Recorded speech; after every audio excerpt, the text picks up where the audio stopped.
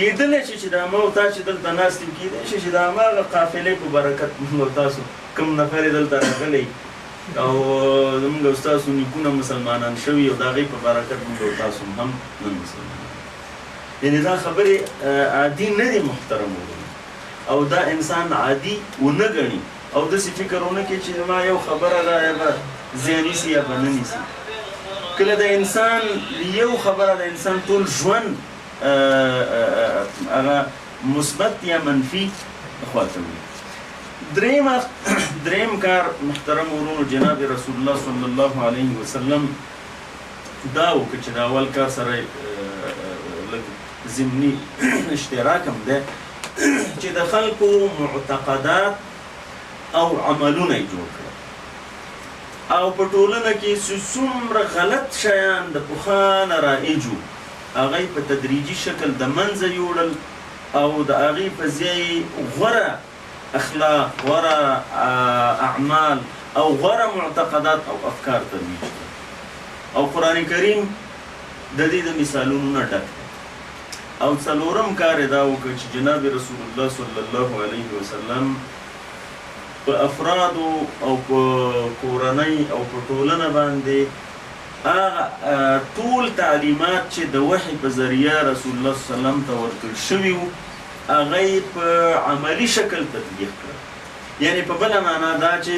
جناب رسول الله صلی الله علیه وسلم د عدل او د انصاف دغه نظام یې چې راوړی و دی عملا قائم او په داسې حال کې تشریف ویوړ چې دا امت یو سرلوړی امت پرېښی او دا داسې نه و لکه چې دا اوس دی دا واکدار امت و د ټول انسانیت د قافلو په سر کې و د ټولو خلکو دپاره مقتدا و اوس ما او تا چې اهدنا الصراط المستقیم صراط الذین انعمت علیهم وایي او بیا د انبیاء سیرت او خصوصا د جناب رسول الله صلی الله علیه وسلم سیرت ما او تا ته معلوم نه نو دا زموږ او ستاسې غوښتنه چې ده دا هسې داسې ده که اوایي یو خبره کوي معنا دا ده چې اهدنا الصراط الذین انعمت علیهم سړی وایي نو یو ځل دا ټول سیرت د رسول الله صلی الله علیه وسلم د دې په دې ذهن کې داسې راوګرځي جومات کې څنګه و چې وبته به څنګه و خپلو مېرمنو سره څنګه و بچیانو سره څنګه و همسایهداري څنګه وه شفقت کې څنګه و یعنې خو همدا لاره ته غواړي که نه لاره انسان یعنې دا غواړي او ورته معلومه نه وي هم نه رسېږي او که داسې وي چې د دې داسې مثال دی چې یو چا یو څوک غواړي چې مزار ته لاړ شي او د قندار موټر کې ناست دي نو چې هر څومره سفر کوي مزار ته نه رسېږي ځکه چې په هغې سمت نه دی روان نو د مانځه خبره محترم ورونو دا ده چې کومه کلمه او کوم تلاوت چې ما ورته کوو هغه فهمیده او پوهې سره وغواړو انسان یو شی غواړي او هغې دپاره یې د سره آمادګي نه ده نو طبیعي هغې ته په لاس نه ورځي محترمو ما او تا چې اوس دا صراط الذین انعمت علیهم دا خبره کول غواړو نو معنا دا ده چې لږ تر لږه د رسول الله صلی الله علیه وسلم زما استاد مخې ته یې سیرت او په هغې باندې عمل وکړو محترمو دې کې بله خبره هم دا هم ده چې صراط الذین انعمت علیهم دې کې په حقیقت کې انسان د نمونې غوښتنه کوي الګو نمونه مثال چې زما دپاره زما د ژوند مثال او نمونه څوک وي د چا پسې اقتدا وکړم ورونو دا هم ډېره مهمه خبره ده ډېر ځل مسلمان اقتدا او د هغې غوښتنه یو شی کوي خو عملا بل شي پسې رواني تاسې که اوس خو دا وضعیت لږ ښه شو دی تحول سره دلته داسې یو وضعیت و چې خلکو ځوانانو خصوصا د هغوی قدوه او د هغوی بیلګې او د هغوی نمونې د هغوی دپاره چا دپاره مراډونا و چا دپاره د میسي او دا و چا د پاره هغې نه مایکل جاکسن او همدغسې خپل ځانونه جوړول. ځوانان به دې لیدل چې یعنې دا فرق به نه کېده چې دا نو اوس هندو دی، سیک دی، مسلمان دی، دلته به هم شیان راځوړند وو، دلته به هم په یو ږیره به یې 20 قسمه داسې او دغسې او دغسې کړې وه، تا به یې سره پېژندنه چې دا نو اوس څه شی. نو اهدنا صراط الذین انعمت علیهم کې د قدوې خبره هم ده، ځکه چې منعم علیهم خلک چې دي هغه قدوه دي. قدوه دا چې ته هغې پسې اقتدا وکړې که نه، اقتدا. نو که انسان د اقتدا غوښتنه د یو چا پسې کوي او روان بل چا پسې، خو دا خو ډېره غلطه خبره ده. حتی داسې وخت مو محترم ورونو چې ډېر خلک په مسلمانۍ باندې شرمېدل او کېدای شي اوس هم وي دغسې داسې داخلي شکست خوردګي موجوده ده او وه چې انسان په یو شي معتقدي، فکري، په هغې باورمندي او بیا هم په هغې باندې شرمېږي. نو محترم ورونو دا بله خبره ده. صراط الذین انعمت علیهم چې موږ او تاسې وایو، دا ټولې خبرې باید ذهن ته راشي.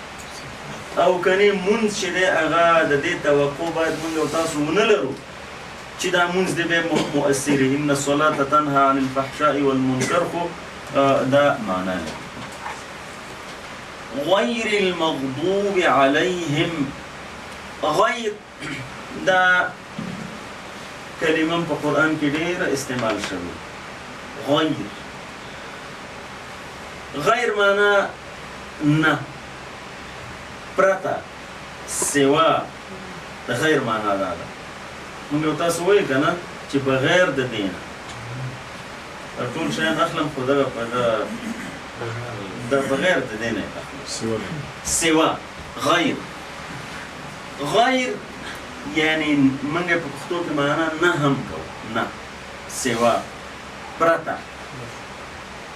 المغضوب، مغضوب چې دا د مظلوم په وزن دی، د منصور په وزن دی، د مقهور په وزن دی، دا به وروسته راځي.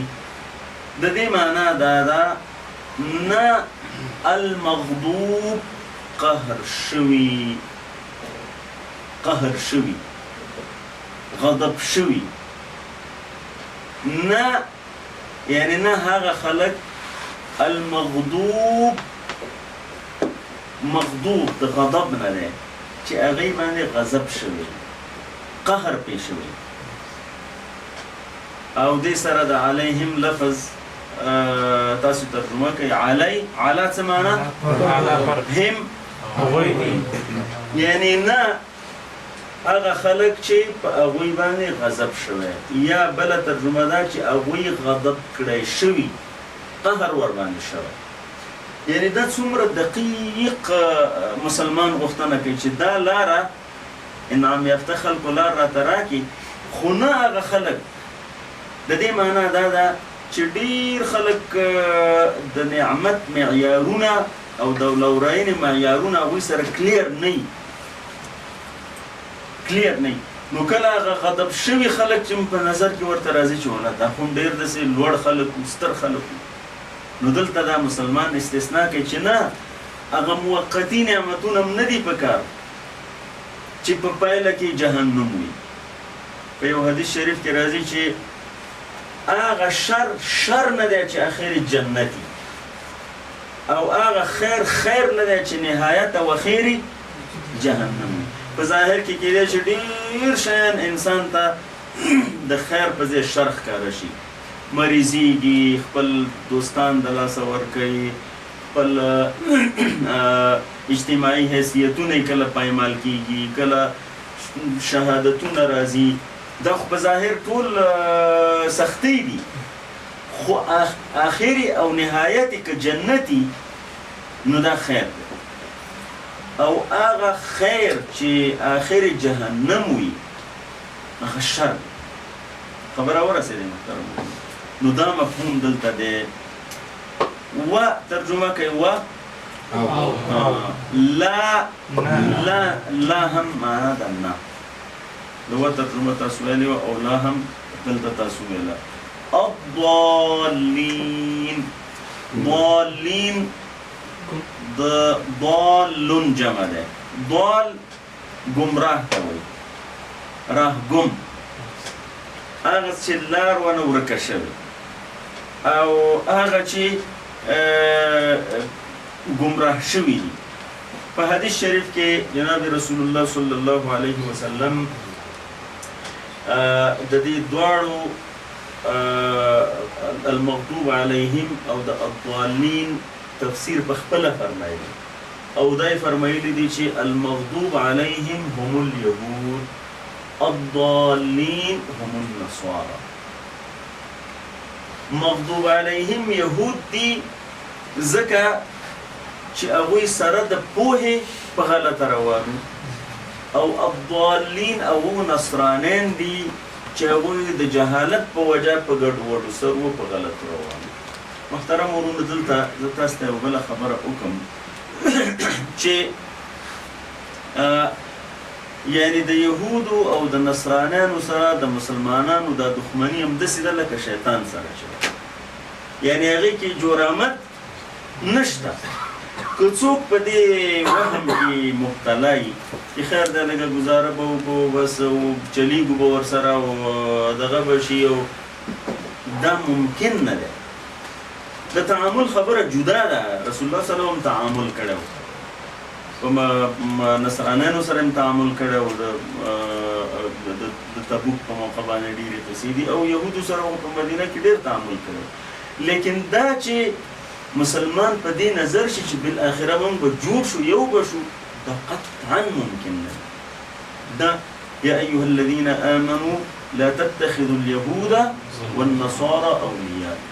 قرآن کریم فرمایي ولن ترضى عنك اليهود ولا النصارى. او په یو شي باندې کېدلی شي چې انسان د خپل ټول هر څه نه لاس په سر شي، مسلمان د خپل دین نه او مسلمانۍ نه وایي بس تاسو پسې وي. لکه اوس چې دا ډېر مثالونه یې متاسفانه په اسلامي امت کې شته. اماراتیان او سعودیان یو دوه قدمه مخکې دي د هغې. نو خو او عجیبه دا ده چې دا مسلمان 22 ځلې دا خبره وایي، 22 ځله دا دښمني تکراروي، او په عمل کې د دوی په ملګرتیا او په دوستۍ باندې مسابقه روانوي. زه باید داسې کار وکړم چې زه دا بل نه مخکې شم د دوی په دوستۍ کې. یعنې دا ډېره عجیبه ده، ډېره زیاته عجیبه ده چې د دوی د دښمنۍ سره مسلمان 22 ځله لږ تر لږه اعلان کوي چې دوی سره دوی په سیده لار نه دي روان، منعم علیهم دوی نه دي، مغضوب علیهم دي، ضالین دي، او بیا په دې کې مسابقه ده. متاسفه اسلامي نړۍ او اسلامي امت چې کله د انحطاط او د زوال د کندې ته وغورځېده دا حالت ورباندې راغی، او دا حالت ډېر شرمناک صورت یې دا دی چې مسلمانان خپلو کې په دې باندې وران دي، او کله وراني چې زه لږ دوی ته ډېر نږدې یم، زه لږ ښه مزدوري کولی شم، زه لږ ډېر آماده یم دی. نو محترمو دا یو خبره. دلته باید موږ او تاسې په دې خبره باندې پوه شو چې د دې آیات په لوستلو موږ او تاسو د هدایت غوښتنه کوو، اهدنا الصراط المستقیم. کله داسې ونه شي چې هدایتنامه زموږ او ستاسې په کور کې ایښي او بیا هم ترې موږ محروم یو، او دا ډېر ځله کېږي. یو نسخه نه، لسګونو نسخې ایښي او انسان ګرځي هدایت پسې بل ځای. زه تاسو ته یو عرض وکړم محترمو چې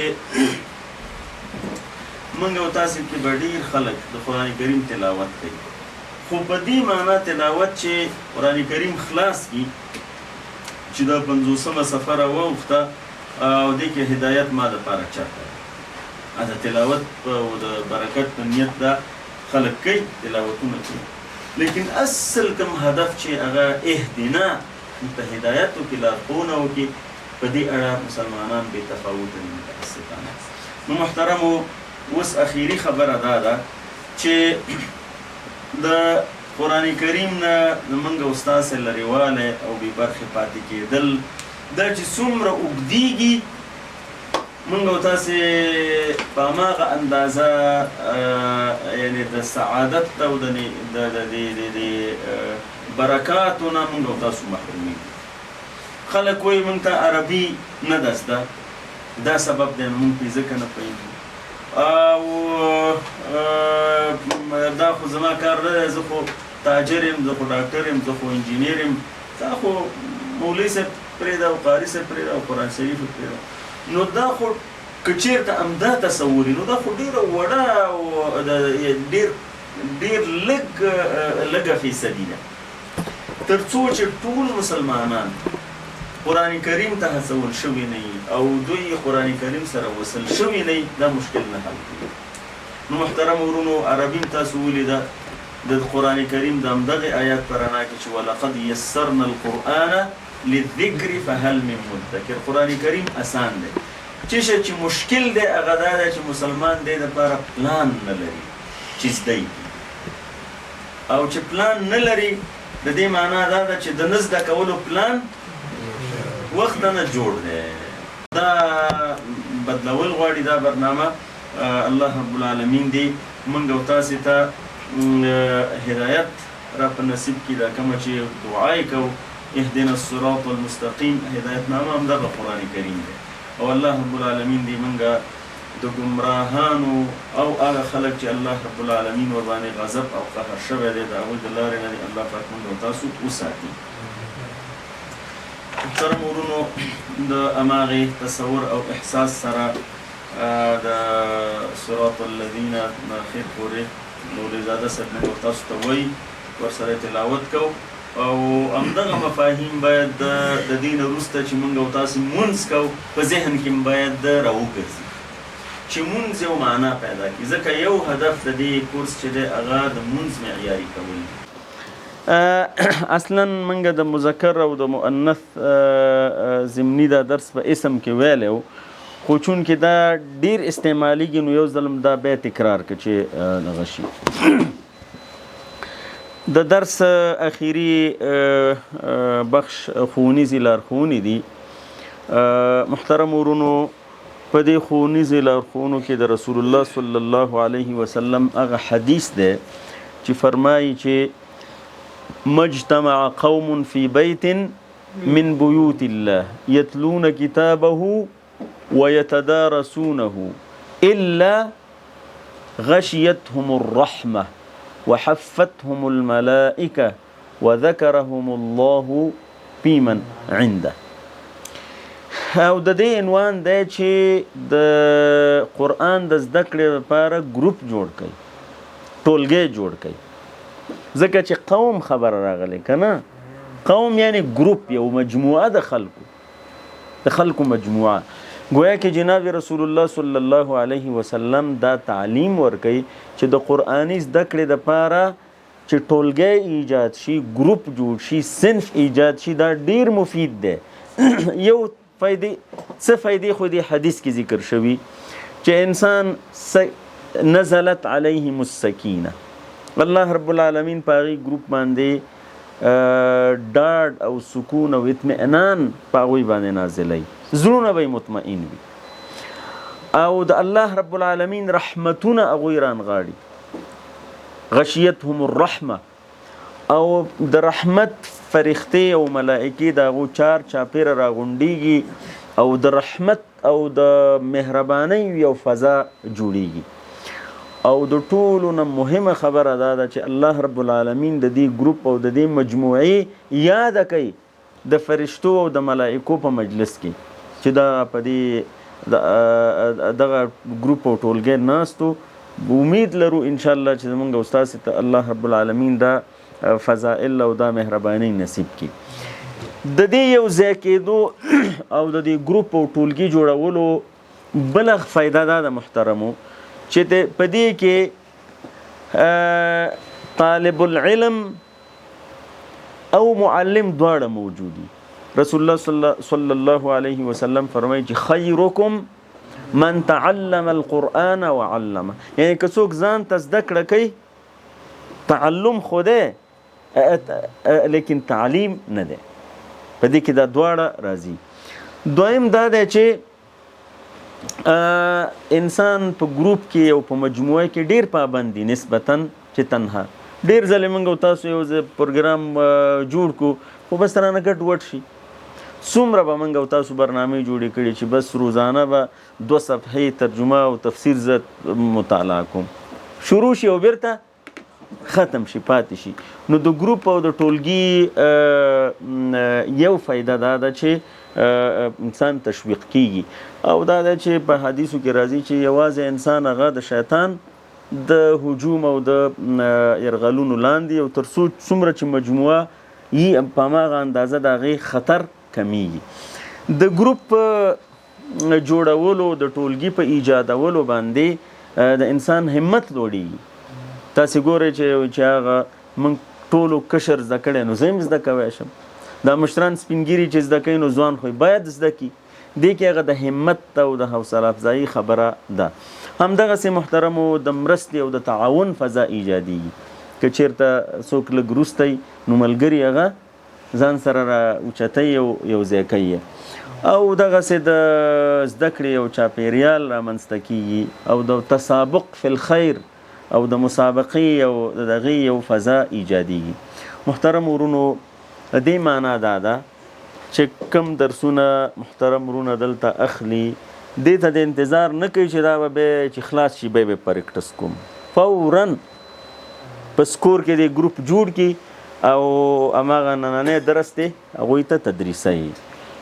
یو طرف نه به پریکټس کیږي او بل طرف نه دغه فضائل چې دي دا به الله پاک موږ او تاسو ته په نصیب کړي. نو محترمو موږ او تاسې د دې څلورمې ناستې په پای کې 440 کلمات داسې زده کړل چې قرآن کریم کې د 15,300 وارو نه زیات راغلي. نو ټول 28,000 کلمات دي چې په دې تناسب دا زده کیږي. معنا دا ده چې دا قرآن کریم زر زده کیږي، دا سخت نه ده، بلکې د قرآن کریم په خپل تعبیر باندې ولقد یسرنا القرآن للذکر فهل من مدکر دا ډیر اسان دی. بس څوک شته دی چې لږ پند او نصیحت واخلي او دا زده کي، نو انشاءالله موږ د دې آیات په جواب کې مثبت جواب وایو چې شته دی یا الله ستا بندگان شته دی موجود دي او نور به هم زیاتیږي انشاءالله. الله رب العالمین دې موږ او تاسو ته د قرآن د صحیح تلاوت کولو، په دې پوهېدلو، په دې کې د غور او د فکر کولو، د یادولو، عمل کولو او نورو ته د رسولو توفیق را په برخه کړي.